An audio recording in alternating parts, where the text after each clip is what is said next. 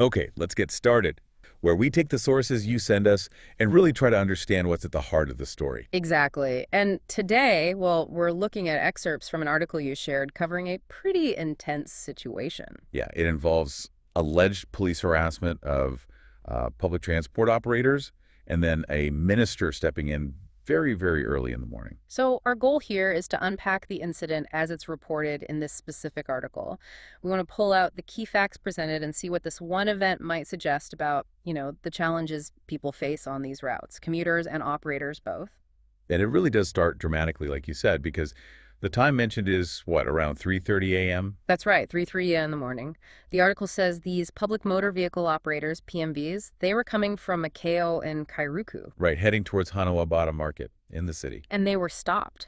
Not just once, but the report mentions multiple police roadblocks along the Hiritano Highway. Okay, roadblocks fine, but the article alleges more than just checks, right? It does. According to the operator's report cited in the article, officers allegedly confiscated their driver's licenses Just took them. And then what? and then reportedly demanded a K50 fee to get each license back. Wow. K50, 3:30 in the morning, just to continue your journey after being stopped. That detail from the source, it really paints a picture. It certainly highlights the alleged difficulty, and this is where, according to the article, the Minister for Energy, who's also the member for Kairuku, Peter Namea Azuemo, gets involved. He was contacted about this at that hour. Apparently so. He was alerted very early, and the article includes some important context from him. He reportedly said this wasn't a one-off thing. Not isolated. No, he apparently called it the third illegal roadblock he'd been told about just from Dua onwards. Third one, he mentioned to others. Yeah, the article notes he mentioned previous reports of checkpoints near Vaikabu Solar Market in Sabusa, so when he arrived at this specific roadblock, He went there himself. he did, according to the report.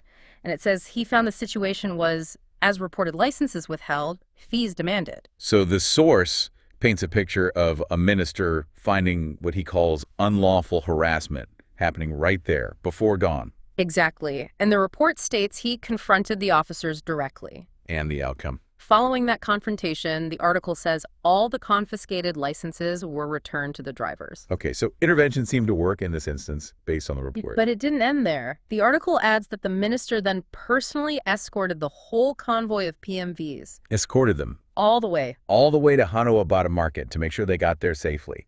It adds this layer of, direct personal action to resolve it right then and there. And the article mentions his reaction too. Oh, yeah. It says he called the incident a serious breach of public trust.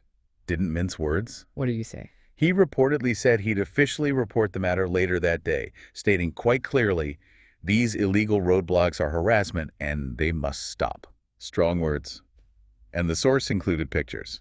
Yes, photos showing the lines of PMVs, the passengers, kind of visually backing up the scale of the reported disruption.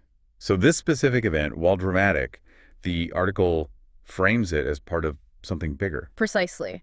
The source positions it as adding to this growing concern about alleged misconduct and these kinds of roadblocks impacting rural commuters and operators, particularly in Central Province. And the minister's own comment about it being the third illegal roadblock kind of underlines that pattern, according to the report. Okay, so let's quickly summarize this deep dive, based purely on the article excerpts provided.